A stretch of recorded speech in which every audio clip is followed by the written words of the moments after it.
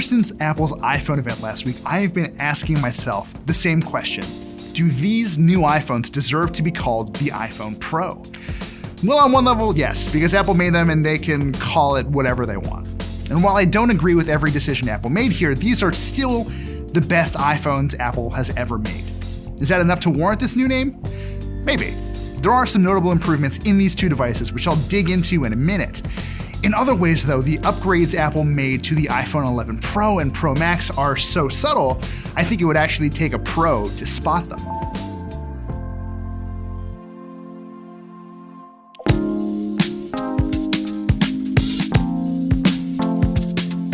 Before we go any further, let's just get a couple things out of the way. Apart from their different size screens and a really clear difference in battery life, the iPhone 11 Pro and the 11 Pro Max are basically identical. They use the same A13 Bionic chipset, they all have the same cameras, they both run iOS 13. You get where I'm going with this. If you're considering buying a Pro, your real decision boils down to three things: what color you like, how much storage you need, and whether you want to use a phone as big as the Max all the time. Because these phones have so much in common, they share the same design quirks that Apple embraced this year.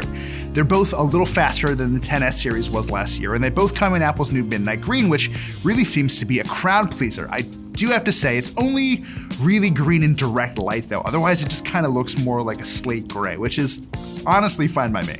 These backs are made from a single piece of milled glass, and most of it has this really nice matte finish. It also means they're a little less prone to sliding around on certain surfaces too.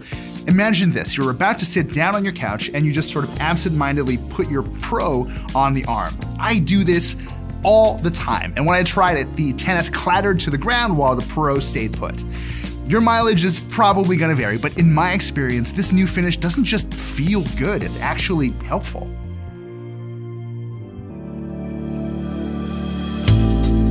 I wasn't too worried about the worst case scenario of dropping this thing because the Pros use what Apple calls the toughest glass you'll find in a smartphone, and there's reason to be skeptical there. I honestly can't test that without trying to destroy phones I do not own.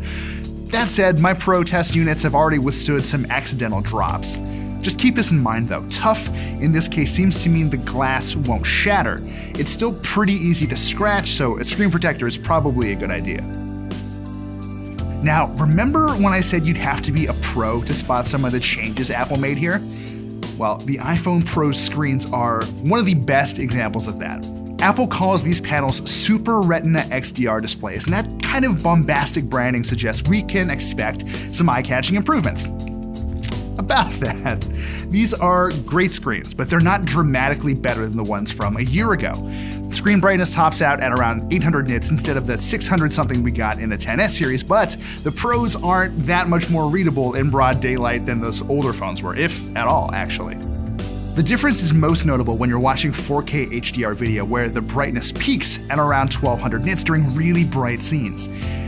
Even then though, you're not going to notice the difference unless you have the new expensive phone right next to the old expensive phone. That's not all. Remember 3D Touch, that pressure-sensitive screen tech that Apple pushed for a few years? Well, it's finally gone, and if you really miss it, like I did, which I'm in the minority on, I'm sure of that, you can long press on app icons to access the same shortcuts. Most people I know never actually used it though, so losing it here makes a lot of sense. Performance is another one of those areas where you might not see a huge difference, but that really depends on where you're coming from. If you haven't upgraded your phone in a while, the iPhone 11 Pro and Pro Max will feel fantastically quick thanks to Apple's new A13 Bionic chipset.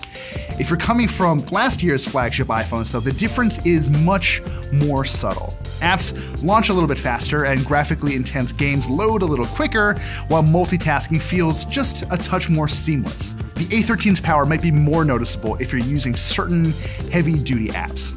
Since Apple execs spent a lot of time on stage last week talking about video recording, I tried exporting 13 minutes of 4K 60 frame per second video in iMovie. It took 18 minutes for the Pro and Pro Max to render that final 5.7 gig file, compared to about 21 minutes on last year's XS and XS Max. That's a decent improvement, but maybe not earth-shaking.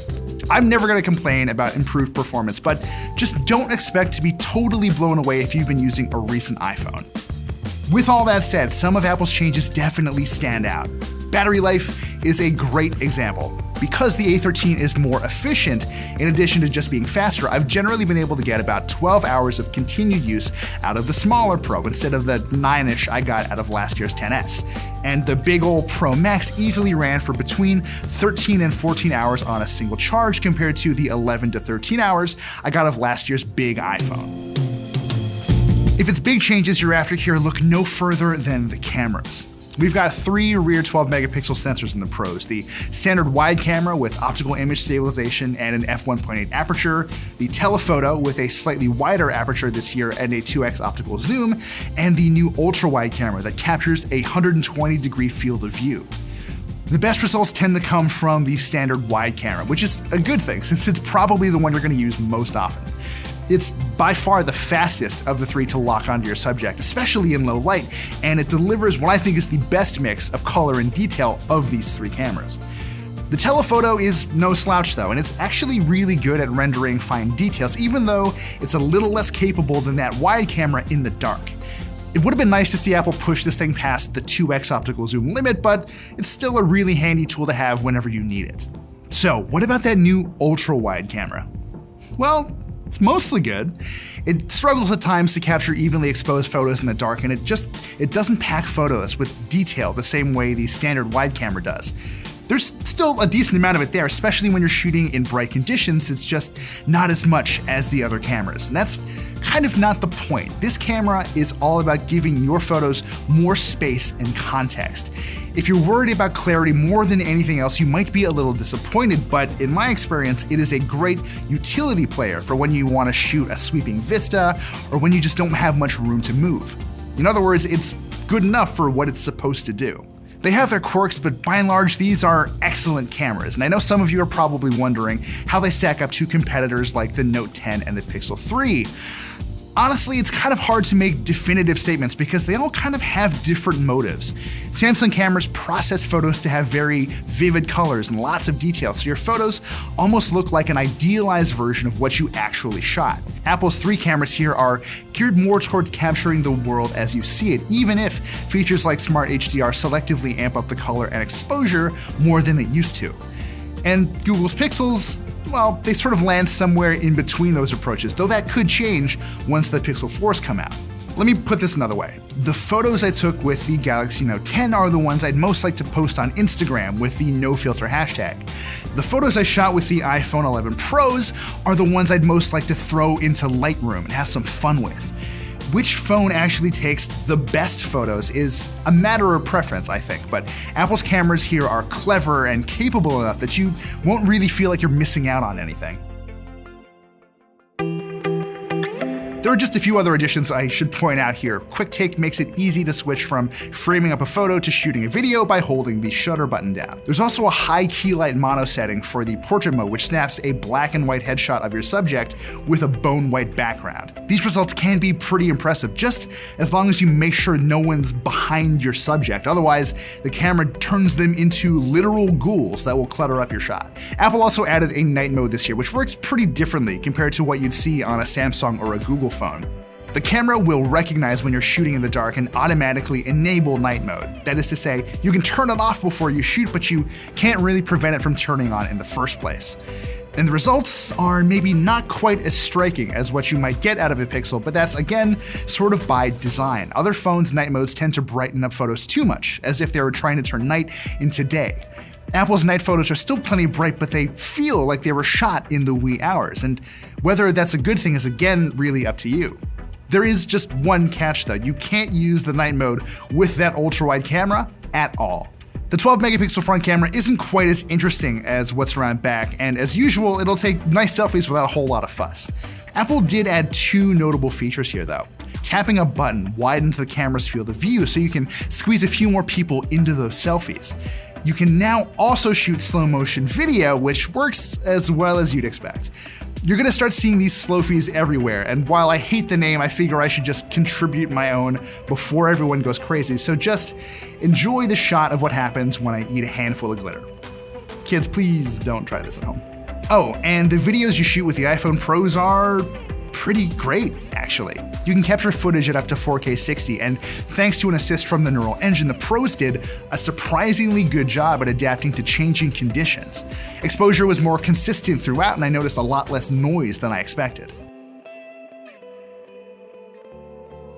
So, at the end of it all, should you buy an iPhone 11 Pro or Pro Max? Well, I think it really depends. They're all around better than the XS series, and they're definitely a worthy upgrade if you're using an iPhone 10 or anything older than that. These are, after all, probably the most powerful smartphones money can buy right now. But if you don't need the best of the best, or if you're still not generally thrilled about the idea of dropping $1,000 on a phone, even a phone that'll last you a few years, there's another way. The iPhone 11 is the more practical choice, and the one that probably just makes sense for more people.